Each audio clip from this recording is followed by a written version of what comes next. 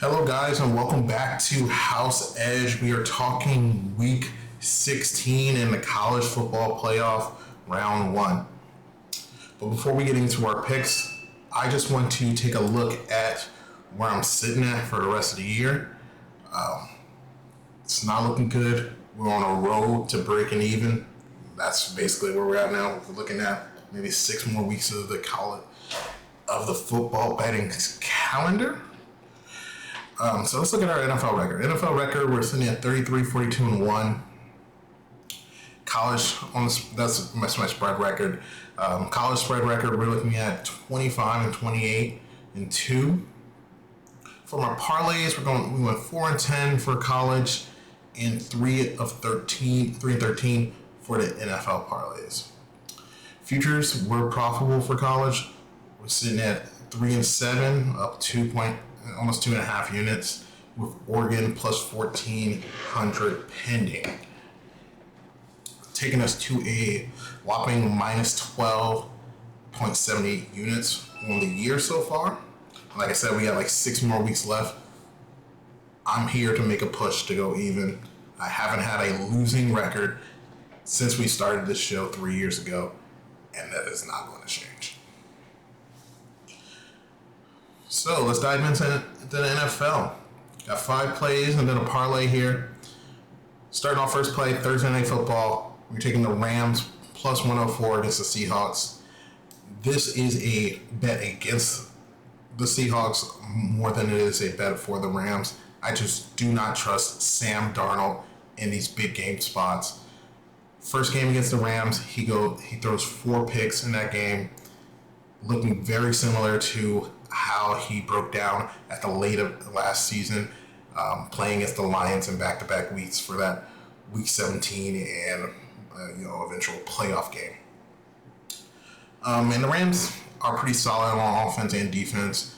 Matthew Stafford still a MVP candidate. I think they squeak this game out. And then we're going to be taking the over 48 in the Miami and Cincinnati Bengals game. I'm not in love with either of these defenses here. And then I think this is going to be a bounce-back week for Joe Burrow. He didn't come back from injury at such a quick place to play at this standard. He has 2 interceptions in both games on the last week. I think he plays a clean game, and we get up a bunch of points.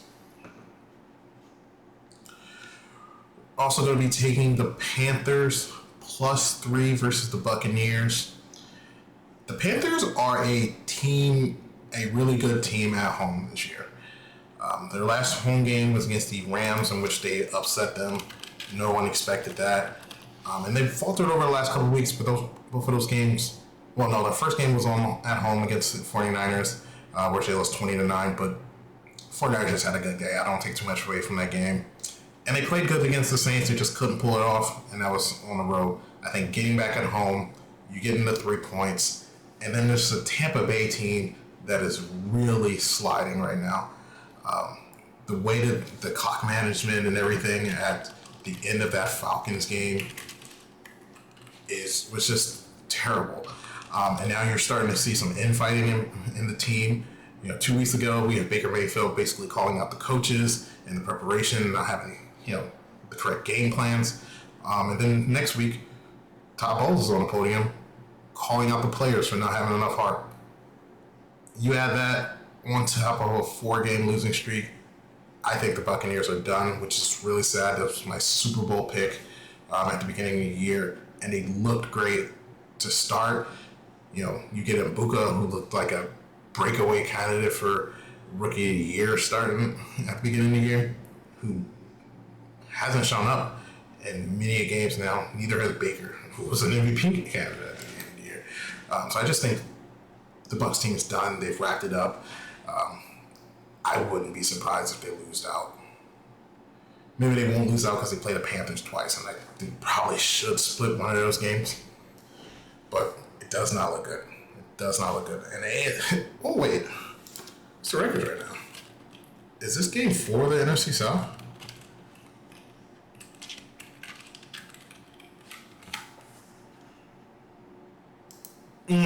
Yeah, big game. Both sitting at 7-7.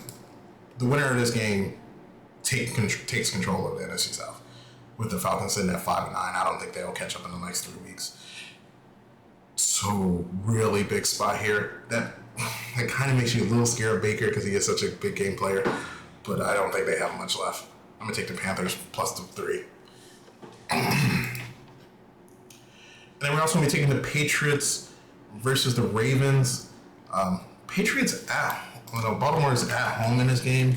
Let me check that. Yeah, Baltimore is at home in this game, but I still don't think they should be the favorite here.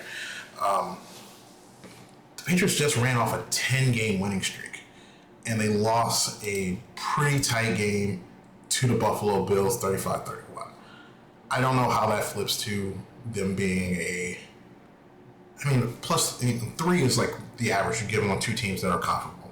I don't see the Ravens and the Patriots as two comparable teams right now. The Ravens defense has been up and down all year. You think they get it fixed, and then it's back to being below average. Lamar hasn't looked the same since injury. It's not running as much. It's not seeming to feel the same. I don't really think that this is a team that could beat the Patriots. This is another week where another team's getting too much hype off of going out and beating up on the Bills, who is not a good team. Last week, the Bills do it. I took the Patriots. I mean, they were up 21. They were up 21 and a half. But I don't think the Patriots let this one slip again. I would take them to win outright. Actually, I am going to sprinkle. I'm going to sprinkle the money line on that game. Let me get you guys that line. Probably something like plus 105 or something.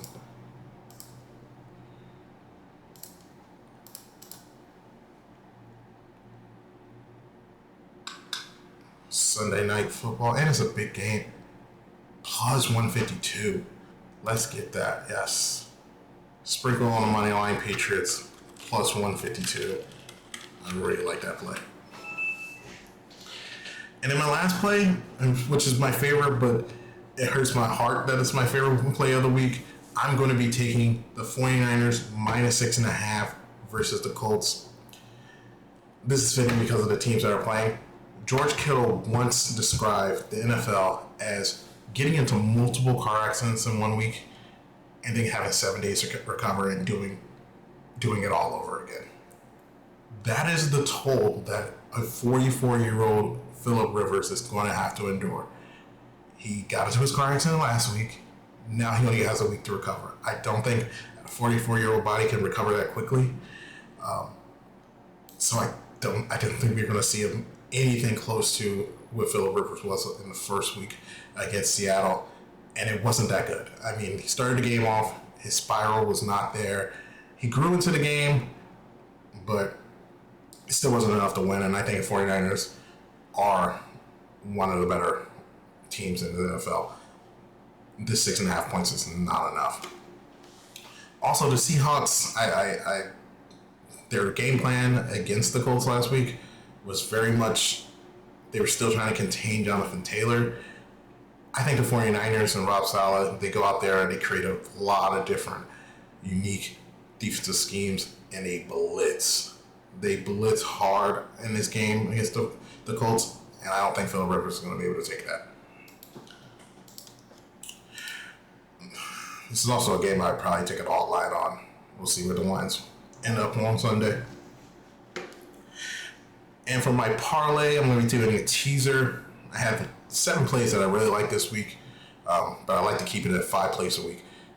So we're going to take those other 2, do a slight tease, plus 3.5. So you're getting plus 125 on your money. I'm taking the Lions, minus 3 versus the Steelers.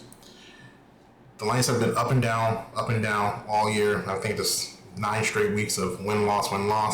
Hopefully that stays up for 10, and they bounce back with a win here. I like the Lions offense, the number 1 offense in the league against the Steelers defense, who can be had on the outside. Big Amon St. Brown game for me. And then I'm going to be taking the Browns, plus 14 versus the Bills. I think the Bills are a little bit too heavy on Josh Allen, the Superman.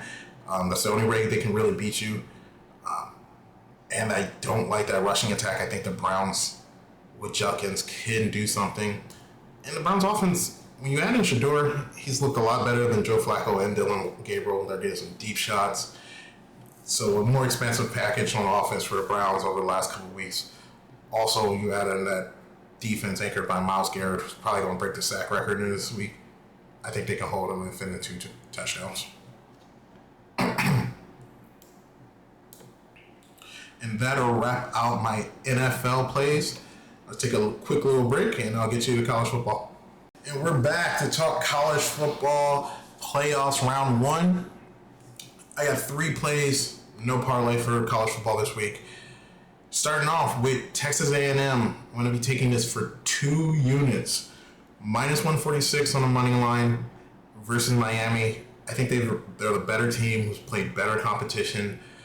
We're allowing all of Miami's late blowouts to really waver us on here. I don't think this would be a 3.5 point game. I just don't like Miami. I mean, these are the teams that they played over the last 4 weeks that we're really excited about. They beat Syracuse 38-10, NC State 41-7, Virginia Tech 34-17. Virginia Tech's a team that fired their coach early, just was pretty much in talks with James Franklin for about a month, so you know that's playing on the players. And then they go in and they beat Pittsburgh 38-7, another team that really has not looked good at the end of the year. And we're supposed to think this is a game because Texas A&M went to Texas and lost. I'm just not buying it. I think this is going to be a win for Texas A&M. 2 units, minus 146. I'm also going to be taking Oregon minus 21 versus DMU. There's not much to say here, and I just think that Oregon has a better athletes, better offense, better defense. They should put up a lot of points here. There should be 35-7. And in my last game, this should be a bit of a surprise. I'm taking Tulane plus 17.5 versus Ole Miss.